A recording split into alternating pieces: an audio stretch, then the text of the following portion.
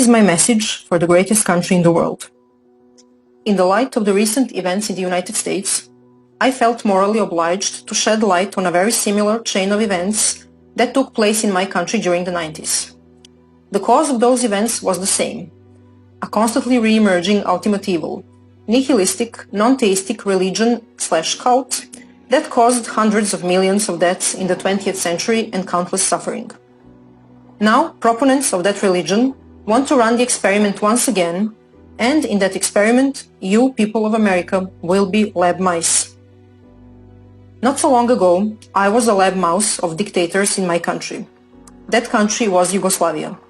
Rather than giving you lessons about history of my country, I want to give you the timeline of the events which led to an extremely bloody war and dissolution of Yugoslavian Federacy. I will leave it to you to make conclusions about similarities with recent events in the United States. In the 1989, the fall of the Berlin Wall marked the victory of the free world over tyrannical monstrosity of communism across Europe.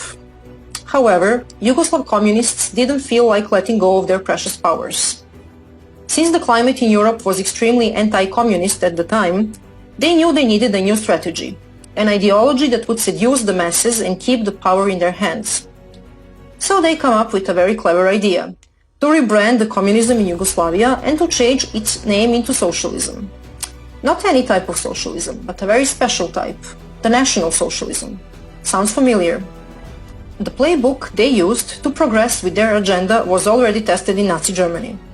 To establish National Socialism, you must first install hatred in people. In order to create genocidal levels of hatred, you must divide people of one country in well-defined groups. In other words, you must create tribal or groupthink. This can be achieved in different ways. You can divide people by ethnicity, by race, by religion. You can let your imagination go wild. Since Yugoslavs were white and practically indistinguishable among themselves, the only card they could play was the religion card. Yugoslavia was very mixed religion-wise, and we had Orthodox Christian Serbs, Catholic Croats and Slovenes, and Muslim Bosnians. A perfect starting position. In the next phase, you must start making such social policies so terrible that will inevitably lead to the countless individual disadvantages. When the consequences of such government policies become obvious, you must start claiming that the cause of those inequalities is nothing but discrimination and hatred of one group towards another, and naturally, you must start screaming that those inequalities must be corrected by favoring the oppressed, discriminated group over the oppressor group. Enter national quotas for hiring. Now just replace national with race or women. Once the groups are formed and well-defined, it's needless to say that all the mainstream media in Yugoslavia were government-controlled and were fueling the narrative about mutual discrimination and hatred relentlessly. The growing fear and feeling of insecurity destroyed relationships, marriages, friendships. As fear of discrimination and hostility among groups were growing, people started retreating and isolating within their own groups because they didn't feel safe anymore with the individuals of the other group. All of a sudden, staged and very well organized mass protests started all over the country. Protests against the oppression and killing of one group by another. At first, those protests were peaceful, but soon enough, rioting and burning started. Now that you have the attention of the public, you need sparks. What is a spark? A spark is a convenient event of murdering of a random member of one group by a hateful member of another. And you usually need more than one of those. At this point, people were still not completely divided.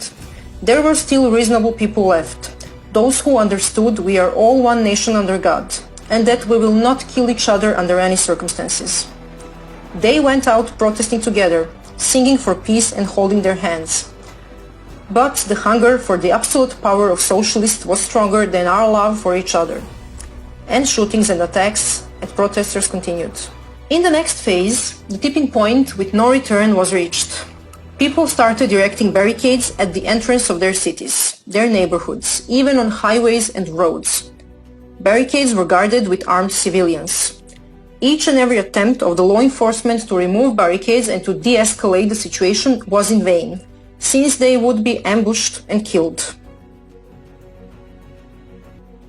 peace couldn't be restored anymore, because headlines, photos and videos of dead people propagated through mass media became too explicit and horrifying.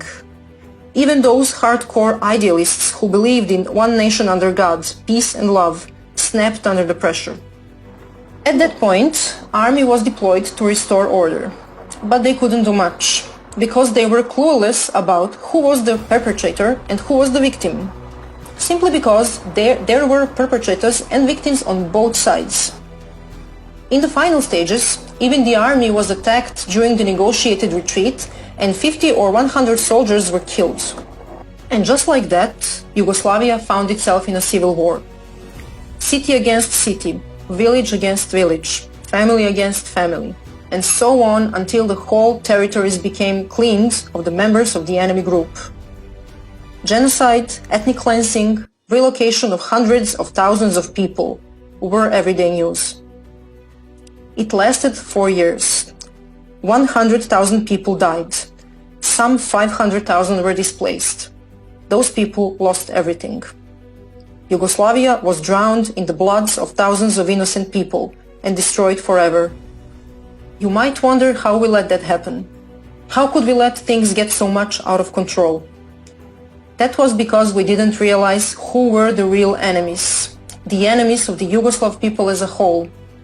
Instead, we were brainwashed into buying the story that we, the people, are the enemies of each other, while our true enemies were advancing with their sick, demented agenda, which had as the ultimate goal the total and unlimited power. This brings me to present times, the year 2020, and to you, American people. Unless you were living under the rock, you might have noticed that something very strange and vicious is happening in your country, but you're not exactly sure what it is and where it came from. Because the last time you checked, you were one nation under God, a country of free, independent individuals with equal rights under the law and core values of life, liberty and pursuit of happiness. All of a sudden, there is protesting, rioting, arson, murder, destruction of public and private property, and lots of people screaming how unbelievably racist and unjust America is. And before you even manage to prepare your morning coffee and turn the TV on, once united Americans are at each other's throat, and a bunch of nice and caring people on TV are telling you how you should accept the violence and hatred against Americans because you deserve it. If you have paid attention to what happened in Yugoslavia, I hope you have realized by now that your true enemies are not your fellow Americans. The ones who are, they want you to hate each other and to kill each other, while they're taking away your constitutional rights, your freedoms and your country, your heritage, your way of life and the future of your children. Although it is more than obvious that there are very well organized groups used as tools to install and amplify hate and to create division between Americans, there are only metastases which have spread through once healthy America. Of course, there are violent terrorist organizations and they must be removed as well. But the main cancer that is killing America, the one where all this mayhem is coming from, is somewhere else. The real and extremely dangerous enemies of American people are the elected officials in your government, in your states, in your courts.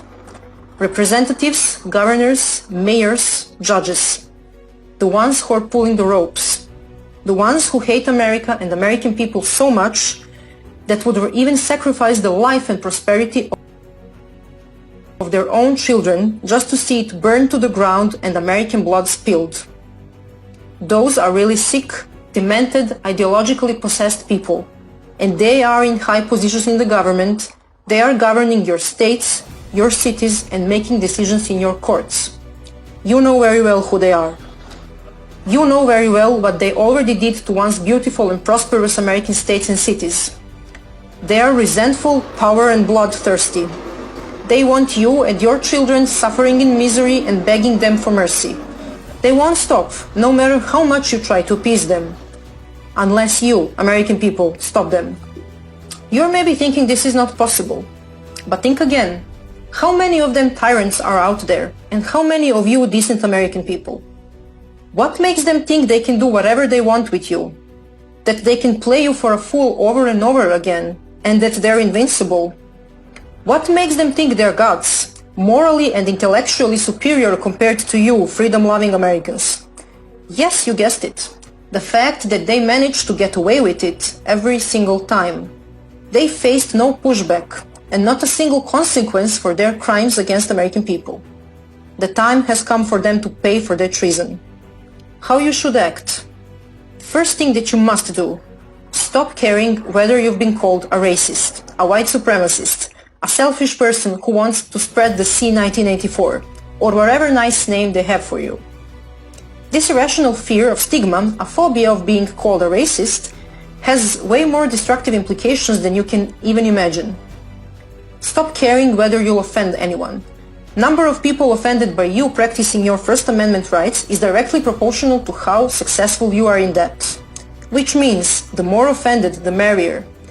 Stop attempting to have a fact or logic-based rational conversation. Stop explaining yourself. It's useless. You're wasting your precious time and energy. They have a playbook, and changing their minds is not part of it. Second, exercise your Second Amendment rights. This means study carefully and in detail gun laws in your state. Next, arm yourself. If you have never used a gun before, make sure to take a basic gun training. This is very important because you must know how to use a gun properly to protect yourself, your family, and your property, so that you can avoid hurting yourself or innocent people as a consequence of improper gun use. Be a responsible gun owner. Third and most important, exercise your First Amendment rights. Of course, it is very important to vote in November, but I'm afraid it will not be enough. I have seen such a diversity of ways socialists used to steal the elections in Yugoslavia, and I'm absolutely sure your tyrants will give their best to do the same.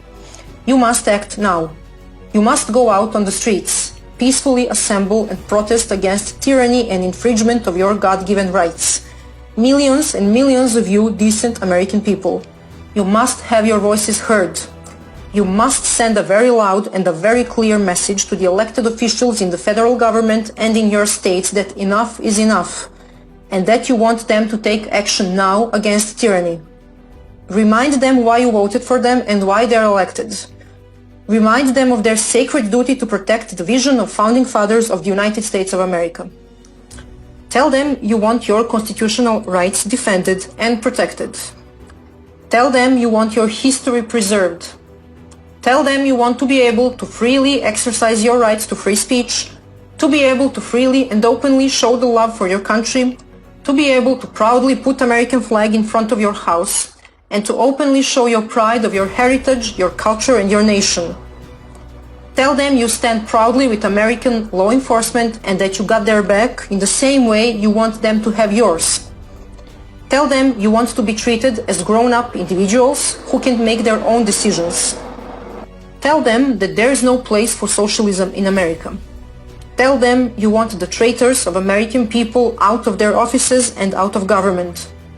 Tell them you want them charged and prosecuted for treason and crimes against humanity. And that if they're not removed from the government and from their offices, that you, freedom-loving Americans, will unleash all your anger on tyrants and you will remove them yourself. It is your constitutional obligation to protect the legacy of founding fathers and to fight against any form of tyrannical government which infringes upon your constitutional rights. Never forget why you celebrate the Independence Day. Don't be afraid whether you will get attacked for exercising your First Amendment rights. You certainly will be. If that happens, defend yourself. Remember, self-defense is not violence, no matter what they tell you and what they accuse you of. President Trump is on your side, and on the side of liberty.